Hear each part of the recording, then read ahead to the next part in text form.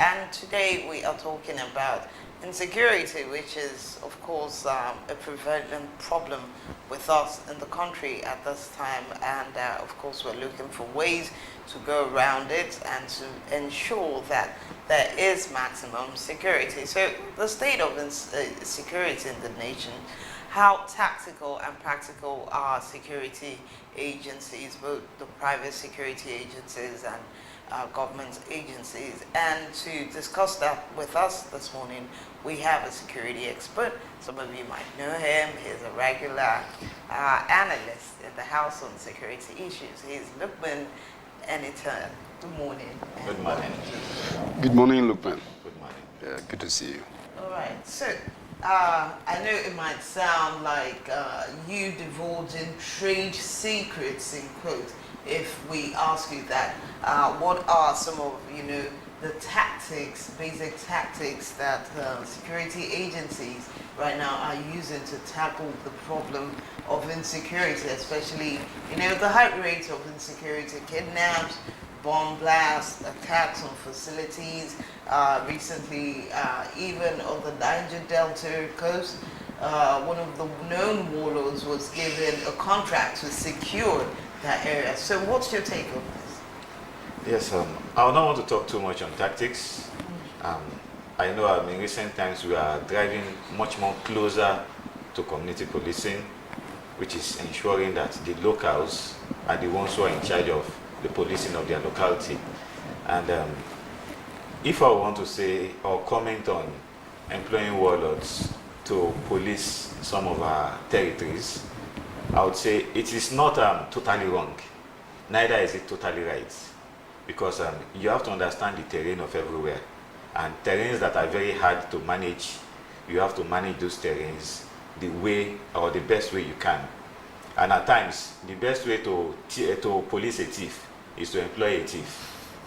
So when you know the thief in the locality and you can employ him to police that locality, there will be better possibility of getting better security than introducing someone who does not know anything about the terrain, especially in very hard and harsh terrains. Terrains where it can be very mucky, very muddy, where it might not be easy to bring in vehicles and the likes. But they already know how they maneuver within all the creeks and the likes. So it's more like a community policing. It's more of community policing. Okay. So when we engage some people on board for the purpose of policing, we begin to train them from time to time. So you begin to even see improvement in the way they handle things, improvement in their mentality to things, and with time, they might even be incorporated into a better agency of the security forces. So, anytime when you liking the warlords performing community policing, you also do understand that the government says they don't have license to own guns. And the people they're going to meet are having lethal weapons that can destroy every minute they intend to destroy something. Now, the governor of Ondo State is saying they should arm the Motekun so that the people can work very well. The governor of the Katsina State and that of Zamfara are also singing the same thing. Let us arm everybody so that they can provide security for themselves. And the government is saying, no, the country is not right for such a thing. Do you think the warlords that will, because the contract was given to someone, and it has to look for people within its own level. These people are not licensed to own guns. So how do they secure a place that people go in? So we are now discussing the Niger Delta issue. Okay, let's forget about that. If we have such people within the Niger Delta, and then we have them in the north, we have them in the east, how would these locals provide the kind of security that will wage war against these external invaders that are coming every day? When we are talking security, I don't like us to shy away from the reality on ground. So when we look at the reality on ground, we understand, fine, they don't have licenses. They are not licensed to do it. But the actual fact is, you can't deny the proliferations of small arms and light weapons all over the country. Either we want to claim those arms came in pre-independence, or we want to say they came in post-independence. The fact is, we have them all around. And if you can identify some people that have them, and you know that those people will not be willing, it's a different thing for government to say, okay, please submit your arms. And it's a different thing for people to submit. I can confirm that for a fact, that in those days when they were saying submit your arms, some people went to their backyard, buried their arms in their backyard. Some people looked for a store in their house, buried it. Some people in their roof buried it. So when people go to keep those weapons, because they don't know what the future holds for them, and another generation comes up to pick those weapons. In short, I would say in the past, I know some old military men who in those days, when we were young, in their respective localities, were also guards for their communities. And those people had arms. And many of them today are dead. But would you say their arms died with them? No. The arms are now in the hands of some people. If it cannot be gotten back into the force or into the respective security agencies, then we might now need to begin to manage the situation very carefully. Identify who has it carefully, then see how we can work with them to achieve what we want to achieve. Because we have to understand that policing in Nigeria, I'll say the ratio of police to citizen is very low. It's like 1 to 4,000 people. So if you now want to say security agencies generally, you might be talking about 1 to 3,800 people. So one person to manage 3,800 people might be almost impossible. Though we understand private security agencies also have a role to play. But the actual fact is the legal framework has not really brought them on board as serious partners. I don't say they are not partners, but the legal framework needs to bring them on board as serious partners. That is when we can begin to work more actively with them, and that is when we can say their participation will yield better results. Because there are a lot of crimes, I would say, in town, especially in localities like Lagos and communities like Lagos, that yes, those, if we could work well with those private security agencies, we might be able to resolve those crimes very easily. Because many of them in their respective offices where they manage their CCTV cameras, most of them, their CCTV cameras, they even have at least 1 or 2 dedicated to their fronts, to the frontage of their offices or the road. And we might be able to identify, oh, this is what happened here. This camera was able to pick this. But if you don't have a very good legal framework that brings them on board, they will also be very careful in sharing intelligence. And that is why I would say we are not as secured as we should be right now. Okay, now the practicality, you just mentioned a few tactics. The practicality of tackling insecurity. Let's start with the federal government, of course. They are the ones who can decide that maybe a group, maybe a vigilante group or a private security outfit, they can give them, the right to bear arms and all that. Now we see we don't have a lot of private security contractors who have rights to bear arms in the country. Most of them is just for a physical appearance in homes, offices, or wherever it might be. Now, do you think the government does not know, or they have their reasons for not wanting to make a leeway for these people, vigilantes and the likes, to have a high stream of arms into their own sector? Don't you think the government is being practical in their approach by not allowing that circulation or proliferation of arms to them? I would not want to overemphasize right to bear arms, because the first important thing we should note is the right to share intelligence, quality intelligence, not just anyhow intelligence. If you give too much people the right to bear arms and you don't manage intelligence, you will get more of jungle justice. So before you can even in the force, before you can give arms to someone, there is a level of training that person must have attained. Because at times, I used to tell people that arms is like a spirit. When you hold it, you have too much confidence that if you are not careful, you will mismanage it.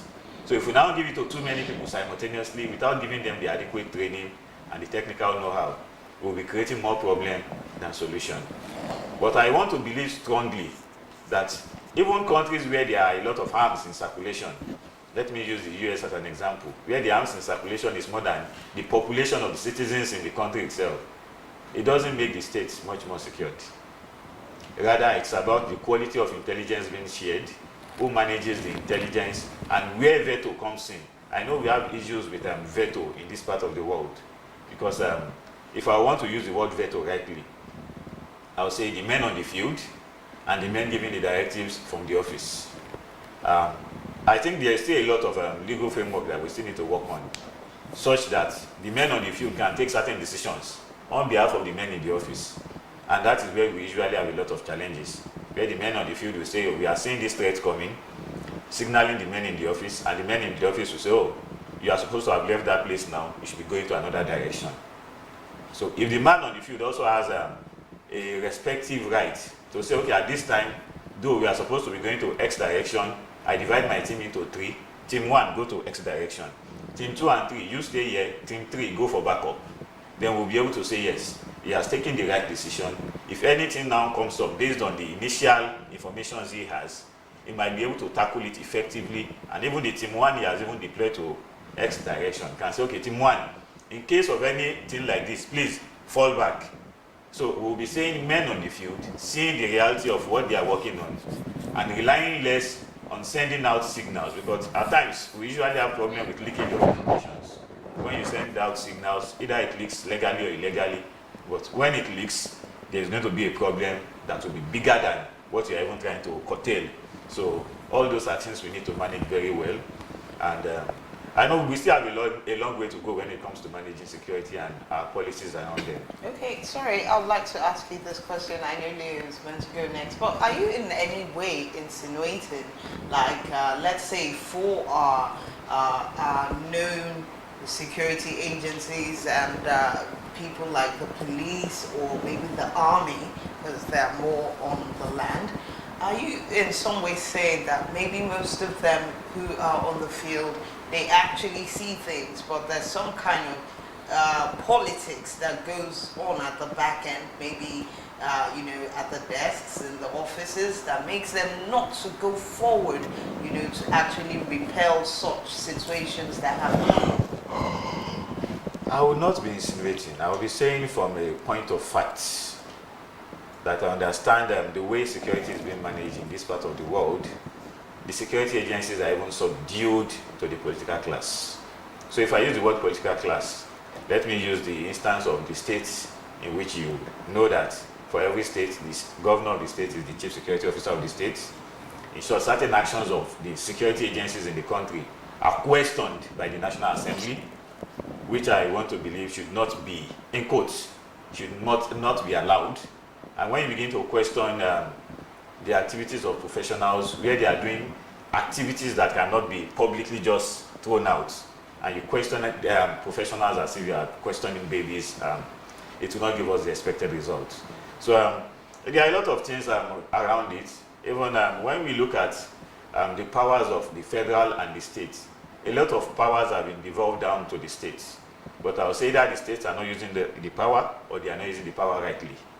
Because I know every governor is a member of the police council at the federal level. They take a lot of decisions on behalf of the police, and they also have the right to take certain decisions within, especially on security, within their locality. But empowering a non-state actor over a state actor might also be a wrong decision in some states. So we have to be very careful on that. And I know some governors are moving or tending towards that direction, and that might also create some other problems on the long run. Years back, we were afraid of armed robbery on the way or at homes. Then we got into this democracy from 1990, what we're seeing today. People are no longer talking about armed robbery as we used to.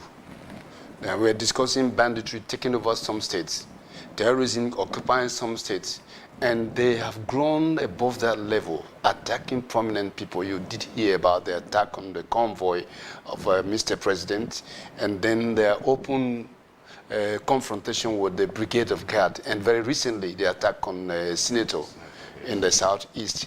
Do you think both the military, the security agencies, have any answer to what is happening before we get into 2023?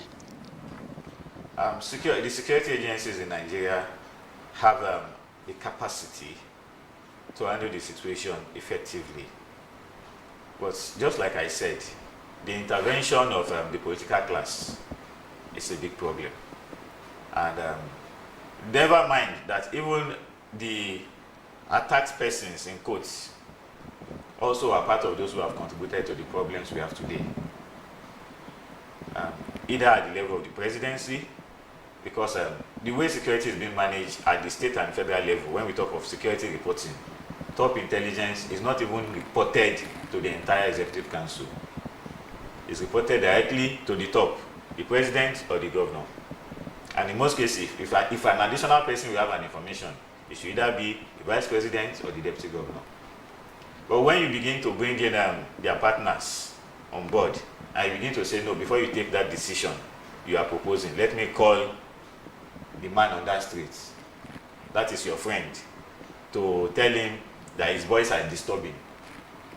You don't need to tell him his boys are disturbing, because it's already affecting your government. You just need to take a decision straight. And for the security agencies, their proposition is usually, let's take this decision. But before you can take this decision, you need an executive order to implement that decision. So the idea of bringing an executive order to take a security decision might also not be a right decision for this country. But we understand that both the executive and the legislators want to have relative power to at least have control over security, and that might not give us the best result. And we can also see it is not giving us the best results. In so many Senate clients, you will not see such. Call the IG, call the Chief of Army Staff, call the Chief of Defense Staff to the National Assembly for questioning. I'm very sorry, it is a wrong decision. You also mentioned politicians for about 3 times. Now you look at the country today. The political class are those holding the country. Would I say to ransom now? We don't know. And no politician can walk freely in his own village as it stands today. They have all the coverage from either the military, the DSS, or the police. And now they are afraid. But the commoners can move, though we are also afraid. How do you think we can properly situate the security of this country if it works this way, that those that are leading can walk freely, those that are following can walk freely, and yet we have a country called Nigeria? Do you really think there is a Nigeria? I accept that there is a Nigeria. I want to say for the leading class globally, we cannot give them 100% liberty to work freely. For every country, for every nation, for every existence of a people, the leadership, there is always a threat attached to the leadership, either internally or externally. And it is not new. It has never been new, and it has been like that, let me say, since inception of man.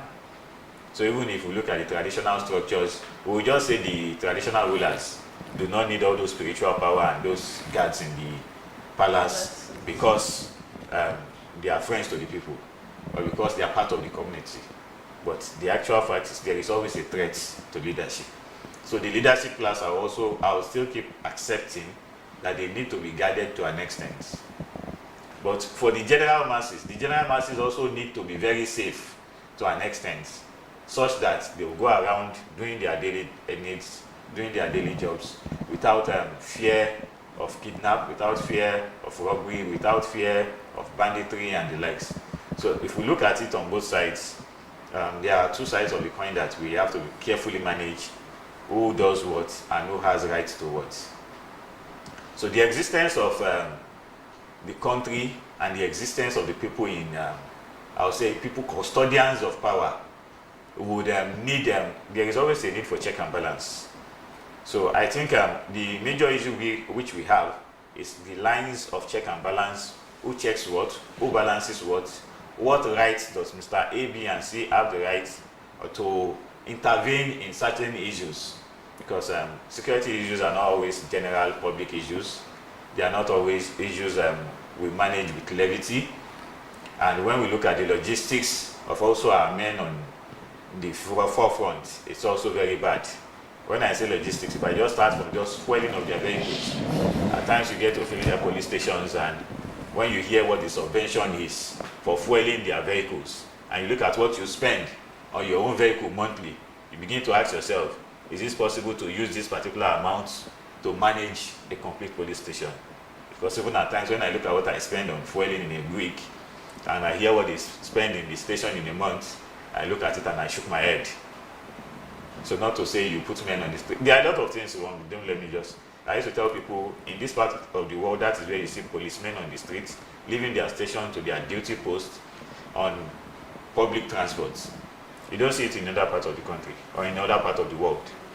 They must be carried by the official van from source to destination, Because when you begin to expose them with arms, with a lot of things on them, to public transport and to the public, you might begin to also compromise certain things about them. But I know the army has been very disciplined. You don't just see them deploy their men out anyhow. They don't deploy their men out without the actual and required logistics. And so all those things are things we need to work around so that we carefully manage the situation and we get the best out of these men we are putting on the road as well.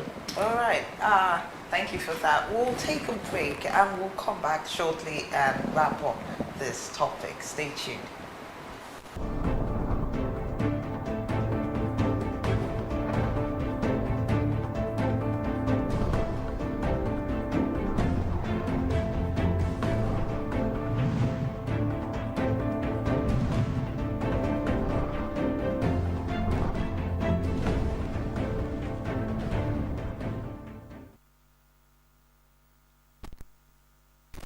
All right, we're back, and we are still talking about, the spate of insecurity in the country and tactics and strategies and how practical they are towards tackling insecurity. And I still have with me Lukman Enita Aminu. He's a security expert and analyst. Just one quick one, and maybe just a minute for you to answer it before we call it a wrap on today's show.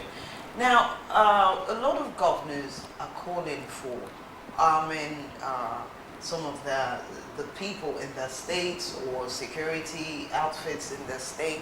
Now, do you think this is like a purposeful strategy some of them are actually launching in the bid to secure elections maybe in the states ahead of the upcoming general elections? Just like I've said earlier, I mean, the state's security infrastructure might not be the best for us right now. The first thing we should focus more is on intelligence. I keep saying it, intelligence. As much as some state governors have been able to, let me say, invest largely in their state security infrastructure, those people have not been able to give, I can say that for a fact, have not been able to give required intelligence that will be able to help us stem down the present trend of insecurity in those states. If they've been able to do that, we would have been able to say, yes, this is the result of the intelligence they've shared. So those that have been able to generate this intelligence over time, we can train them, improve them, and now give them better facilities. But in actual fact, I can say the states where we have those state security apparatus trying to move towards getting arms and not focusing more on intelligence, those are the states in which in Nigeria presently we have the highest level of crime. At times it is appalling to say those states are, even those crimes are committed in the towns or in the cities of those states. So I feel very bad when if those crimes were more in the jungles and in the bushes, in the forest, I would have been okay with it to a reasonable extent. But I feel bad that those crimes are happening in town. Those invaders will come into town, perpetrate their crime, commit whatever they want to do, and leave town completely without intelligence, managing or proper managing of intelligence to even trap them at one point or the other. I used to appreciate the people of Edo State for the incident that happened some time ago, the way they manage intelligence.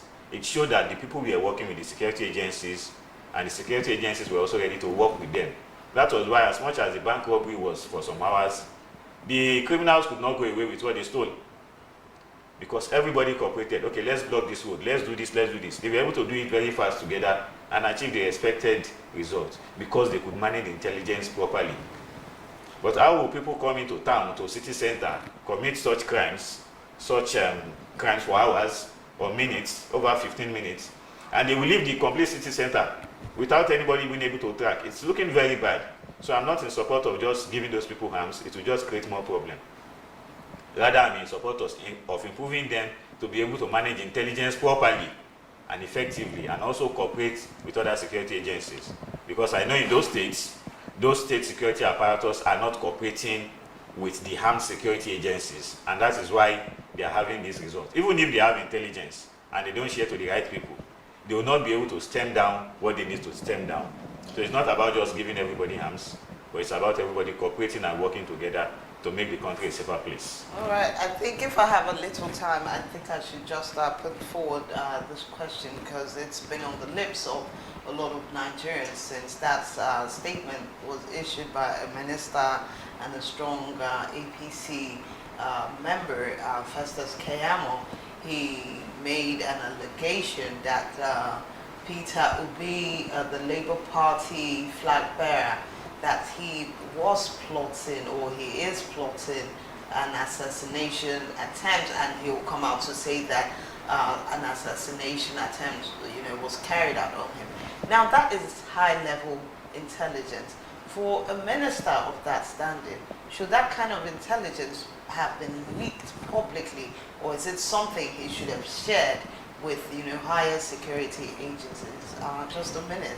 Please let me just discard that completely. The way we politic in Nigeria is not making good sense for security. And I want to see any comments, any security comment by politicians in recent times, for me, I just simply discard it. It's just to raise unnecessary aggro and divert our attention from one issue or the other. So I'm not saying it's falsified, but I'm saying just discard it. All right. Yes? No. Okay. I think time is not on our side. Well, time is not really on our side. Thank you once again, Lupin, for being with us on the show.